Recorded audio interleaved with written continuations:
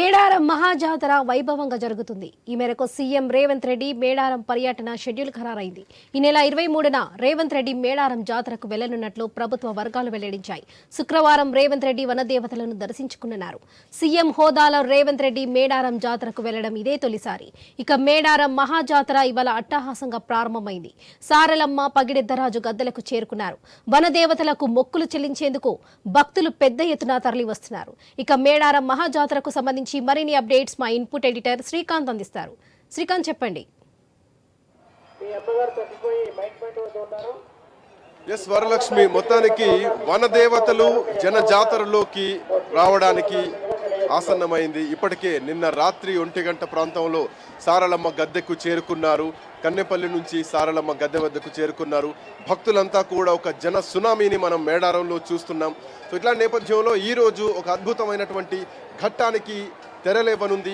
ఈరోజు చిలకల గుట్ట నుంచి సమ్మక్క తల్లి గద్దెకు చేరుకోబోతున్నారు. ఈరోజు రాత్రికి సమ్మక్క గద్దెకు చేరుకుంటారు. మంత్రి హోదాలో సీతక్క అమ్మవారిని ఆహ్వానించబోతున్నారు. అక్కడ ప్రభుత్వ లాంఛనాలతో గాల్లోకి కాల్పులు జరిపి ప్రభుత్వ లాంఛనాలతో పోలీస్ అధికారులు మంత్రి సీతక్క సమ్మక్క తల్లిని గద్దె వద్దకు తీసుకొని రావడానికి సర్వం సిద్ధమవుతోంది.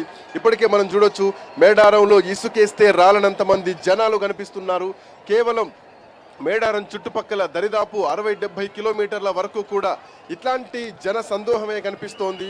ప్రతి ఒక్కరూ చిన్న పెద్ద తేడా లేకుండా చిన్నపిల్లల్ని సైతం వాళ్ళ భుజాన ఎత్తుకొని మేడారంకి తీసుకొస్తున్నారు.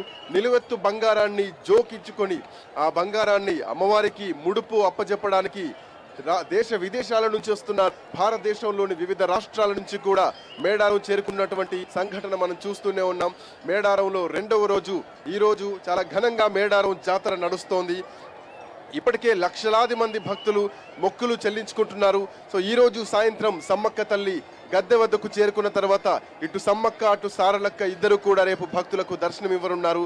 మరొక వైపు ముఖ్యమంత్రి రేవంత్ రెడ్డి సైతం రేపు అమ్మవార్లను దర్శించుకోవడానికి మొట్టమొదటిసారి ముఖ్యమంత్రి అయిన తర్వాత రేవంత్ రెడ్డి దర్శనం చేసుకోవడానికి వస్తున్నారు. ఒకవైపు ఇప్పటికే జై సమ్మక్క జై సారలమ్మ నినాదాలతోటి అటు మేడారం మొత్తం కూడా దద్దరిల్లిపోతుందని చెప్పాలి. అమ్మవార్ల రాకతోటి మేడారం మహాక్షేత్రం ఒక శక్తిపీఠంగా అవతరించడానికి సిద్ధమవుతోంది. మేడారం ఒక పవర్ఫుల్ గా ఫీల్ అవుతూ ఉంటారు.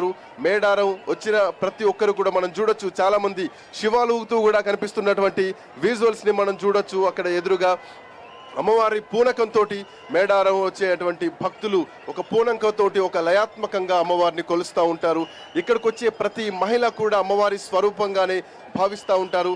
చాలా మంది ఎక్కడెక్కడి నుంచో వస్తున్నారు. వాళ్ళు బ్యాగ్లు పట్టుకొని అమ్మవారికి ముడుపు చెల్లించడానికి మనం చూస్తున్నాం. అమ్మవారికి ముడుపు చెల్లించడానికి వాళ్ళంతా వస్తున్నారు. మనకు ఐ న్యూస్ కెమెరాకు కూడా వాళ్ళు హాయ్ అంటూ చెప్తూ పలకరిస్తున్నటువంటి సందర్భం కూడా మనం చూస్తున్నాం. సో ఇప్పటికే అంటే మేడారంలో ఎండ తీవ్రత కూడా పెరుగుతోంది. మరొక వైపు అటువైపు చలువ పందిళ్లు కూడా వేయడం జరిగింది. ఎండ తీవ్రత నుంచి ఇబ్బంది కాకుండా భక్తులకు చలువ పందిళ్లు కూడా ఏర్పాటు చేయడం జరిగింది.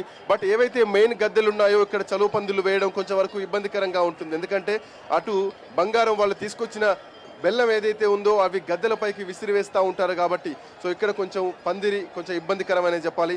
సో ఇట్లాంటి నేపథ్యంలో మనం చూడొచ్చు, పోలీస్ అధికారులు కూడా ఆ రాయి పైన అంటే చెప్పులు లేకుండా ఎండకు కాళ్లతో పాదాలతో వాళ్ళు చాలా రిస్క్ తీసుకుంటున్నటువంటి పరిస్థితులు కూడా మనం చూస్తున్నాం.